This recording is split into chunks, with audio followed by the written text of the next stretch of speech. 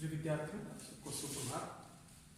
आज हम भारतीय अर्थव्यवस्था में प्रयुक्त होने वाले कुछ विचारों को, कुछ कॉन्सेप्ट्स को जानेंगे ताकि आगे की पढ़ाई हमारी आसान हो सके, जो भी पढ़ा हम समझ सकें।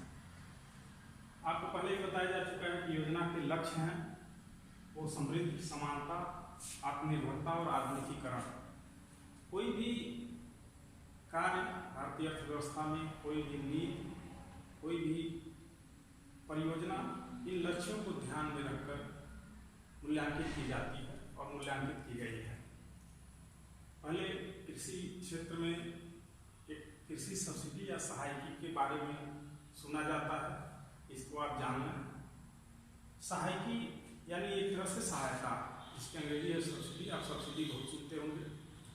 सब्सिडी एक प्रकार से छूट है जो सरकार द्वारा अपने पर लिया जाता है। जैसे मान लीजिए आपको कोई वस्तु खरीदनी है और सरकार की नज़र में, समाज की नज़र में वो वस्तु आवश्यक है आपके विकास के लिए, और आप बाजार से वो वस्तु खरीदने में सक्षम नहीं हैं या उतनी कीमत नहीं दे सकते जितनी बाजार आपसे वसूल रहा है, तो ऐसी वस्तुओं को सरकार सब्सिडाइज कर देती है, यानी उस पर सहायता दे देती है। कोई वस्तु मान लीजिए 100 रुपये की है, सरकार ने उस पर 50 रुपये की सहायता घोषित कर दी, तो अब वो वस्तु आपको बाजार में केवल 50 रुपये में प्राप्त हो जाएगी, तो इसे सब्सिडी कहा जाता है। कृषि में विशेषकर ये उर्वरक सब्सिडी में लागू होता है, और सिंचाई परियोजनाओं से जो लाभ मिलता है उसमें ये लागू होता है। उर्वरक सब्सिडी में ये ऐसा इसलिए विचार आया कि बड़े किसान तो उर्वरक आसानी से खरीद लेते थे और उनसे उनकी पैदावार, उनके खेतों की पैदावार बहुत बढ़ जाती थी, असमानता बढ़ रही थी। तो समानता पाने के उद्देश्य से आप देख सकते हैं कि योजना लक्ष्य आ गया। समानता पाने के उद्देश्य से सरकार कृषि सब्सिडी लेकर आई, यानी कि उर्वरक सब्सिडी लेकर आई, जिससे कि गरीब किसान या छोटे किसान भी उर्वरकों को खरीद सकें। तो ये पहला विचार उसी समय आया था सब्सिडी का। अब सब्सिडी के बारे में आप जब अन्य चैप्टर पढ़ेंगे तो बहुत सारे विचार आएंगे, जैसे खाद्य सब्सिडी है, जब राशन मिलते हैं 2 रुपये किलो, 1 रुपये किलो मुफ्त में, ये सब सब्सिडाइज होते हैं। और भी बहुत सारी चीज़ें हैं, जैसे कुछ दवाएँ हैं जो बाजार में अन्यथा महंगी मिलती, लेकिन उन पर सरकार सब्सिडी देती है। कुछ टीके हैं जो देखते हैं बच्चों को मुफ्त में लगते हैं, ये सब सब्सिडी है। अब हम आते हैं उद्योग क्षेत्र पर। उद्योग भारतीय अर्थव्यवस्था में योजना काल में प्रथम औद्योगिक नीति 1956 में आई थी। उससे पहले प्रथम पंचवर्षीय योजना में, ये द्वितीय पंचवर्षीय योजना 1956 में द्वितीय पंचवर्षीय योजना शुरू हो गई थी। प्रथम पंचवर्षीय योजना में सरकार का पूरा फोकस कृषि को बढ़ावा देना था। प्रथम पंचवर्षीय योजना में बड़े बड़े बांध बनाए गए, नहरें बनाई गई और तमाम भूमि सुधार कार्यक्रम लागू किए गए, जिससे कृषि में बहुत अच्छी सफलता मिली, यानी समृद्धि दर कृषि की बहुत अच्छी रही। सरकार को लगा कि अब कृषि अपने आप भी विकसित हो जाएगी, इसको छोड़ दिया जाए। फिर सरकार ने दूसरी पंचवर्षीय योजना में अपना पूरा ध्यान औद्योगिक क्षेत्र की ओर लगाया, जिसका दुष्परिणाम ये रहा है कृषि फिर पिछड़ गई। लेकिन हमारा आज का विचार है उद्योग क्षेत्र। उद्योग क्षेत्र में उस समय उद्योग दो या तीन प्रकार के होते थे। इसमें आपकी पुस्तक में 2 उद्योगों की चर्चा है, बड़े उद्योग और लघु उद्योग। कुटीर उद्योग की चर्चा पहले इस चैप्टर में नहीं है, लेकिन हम यहाँ आपको बताना चाहेंगे। बड़े उद्योग वे उद्योग होते हैं जिनमें पूंजी की मात्रा बहुत बड़ी होती है। सामान्यतः ये निजी क्षेत्र द्वारा स्थापित नहीं किए जा सकते हैं, या कुछ स्थापित किए गए या किए जाने के विचार किए जा रहे थे, लेकिन उसके लिए उनके पास प्रोत्साहन नहीं था। निजी उद्योगपतियों के पास प्रोत्साहन नहीं था, यानी उनके द्वारा तैयार किए गए माल को खरीदने के लिए बाजार में प्रेशर के लोगों के पास नहीं थी, क्योंकि स्वतंत्रता के समय गरीबी व्याप्त थी। अब उद्योगपति का उत्पादित किया गया माल बिकेगा नहीं, तो उत्पादन क्यों करेगा?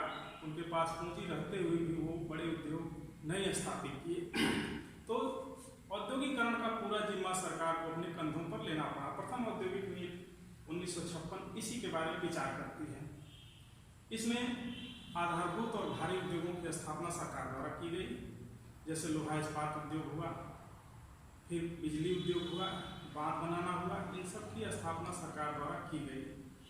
और इस नीति में स्पष्ट रूप से औद्योगिक क्षेत्र को 3 भागों में बांटा गया। प्रथम वे उद्योग थे जिनको सरकार ही स्थापित करती, दूसरे वे उद्योग थे जिनको निजी क्षेत्र के लिए खोल दिया गया, और तीसरे वे उद्योग थे जिनमें निजी और सार्वजनिक यानी कि प्राइवेट और पब्लिक सरकार का भागीदारी से चलाया जा सकता था। इसे PPP मॉडल कहा जाता है, पब्लिक प्राइवेट पार्टनरशिप। पब्लिक का मतलब लोग नहीं होता, इतना ध्यान रखिएगा आप लोग। पब्लिक का मतलब लोग नहीं होता, पब्लिक का मतलब सरकारी, पब्लिक सेक्टर मतलब सरकारी क्षेत्र, सार्वजनिक क्षेत्र।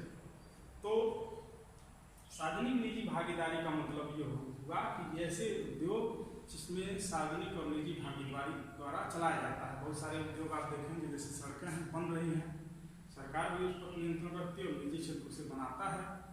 तो ये पब्लिक प्राइवेट पार्टनरशिप के उद्योग हैं। बहुत सारे एयरपोर्ट पब्लिक प्राइवेट पार्टनरशिप पर चल रहे हैं, लेकिन हम विचार कर रहे हैं 1950 से 90 के बीच, इसलिए इनके बारे में हम अगले चैप्टरों में विचार करेंगे।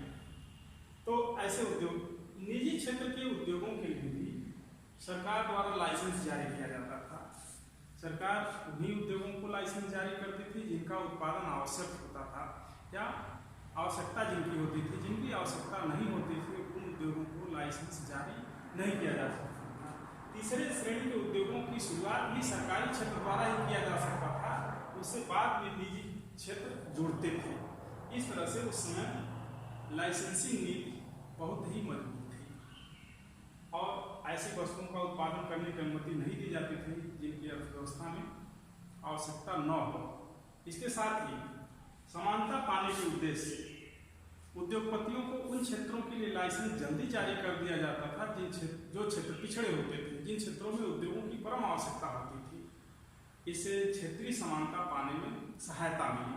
आप देखेंगे कि लोहा इस्पात उद्योग या ऐसे उद्योग बहुत ऐसे पिछड़े क्षेत्रों में लगे हैं जहां गरीबी व्यापक है, लेकिन इन क्षेत्रों में बड़े उद्योग स्थापित किए गए हैं और यहाँ कच्चे माल की उपलब्धता पर्याप्त है। जैसे झारखंड आप ले सकते हैं।